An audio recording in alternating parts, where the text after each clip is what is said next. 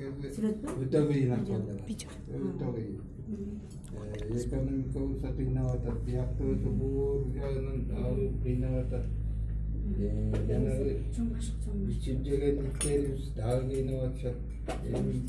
Эсептеп айткандарын жамандагандай болбойт, бирок ар бир кишиге өзүнчө бир ысап бериш керек, иман бериш керек, имандуу болуш керек. Эгер ар бир киши өзүнүн имандуу эл үчүн иштейли десе, болуп кетет. Жанагындай аш көздүккө көрө бастык, ишке дегенге барбаш керек да.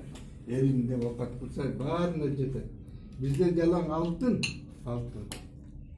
Мен жаңылбасам бир 30-40 жерде чыгат экен. Эми алтында жана менделетти кимden билесиңерби?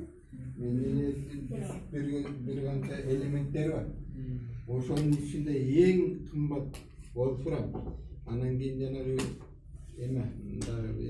жана атом немелер бар. Алтын чыккан жерде сөз жок, 7-8 элемент турат.